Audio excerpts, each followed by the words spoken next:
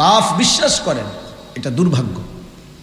ছেলেরা এটা দুর্ভাগ্য ভাইয়া, এত অল্প বয়স 16 বছর 17 18 বছরে কলিজা যদি এত পাথর হয়ে যায়, 40 বছর পরে তোমার দিল কি হল?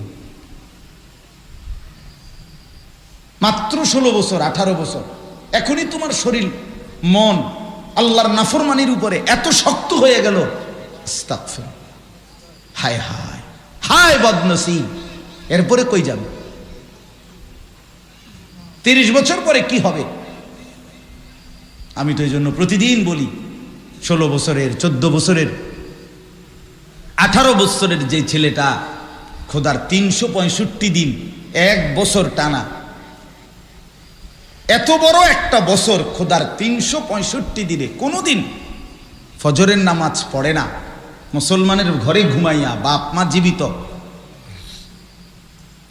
16 বছর 18 বছর 17 বছর 14 15 বছর বয়স, অথচ একদিনও ফজরের নামাজ পড়ে না। এত বড় জানোয়ার মুসলমানের বাচ্চা কেমনে হয় আমি বুঝি না। তার মা কেডা, তার বাপ কেডা? এই অসভ্য কোন মার ঘরে জন্ম নিল আমি বুঝি না মাওলানা।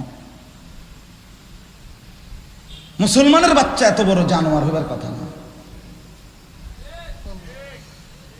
এটা তো 1-2 দিন না, 6 মাসে একদিন জামাত ছুটতে পারে, 3 মাসে একদিন নামাজ ছুটে যাইতে পারে, কাজা হইতে পারে, কিন্তু খোদার 365 দিনের 1 বছরে কোনো দিন ফজরের নামাজের ওয়াক্ত জীবনে তার আসে নাই, পড়েই না কোনোদিন, জানেই না ফজরের ওয়াক্ত হয়। আরে মানুষের বাচ্চা কেমনে এরূপ হয়? মুসলমানের বাচ্চা এমন হয় কেন?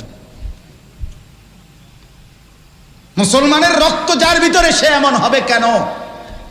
এই ছেলেরা বলো না মিয়া, তোর মা তোরে দুধ খাওয়াই নাই? তুই মুসলমান বাবার ঘরে জন্ম নেস নাই বেটা? তোর জীবনে কি কোনো দিন ফজরের আজান হবে না?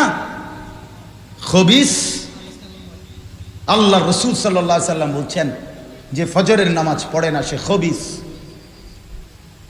ওয়া ইল্লা আসবাহা খাবিসান নফস, নবীজি বলছে খবিস, খবিস এটা। আর খবিস টয়লেটে থাকে, বাথরুমে থাকে, পেশাব পায়খানা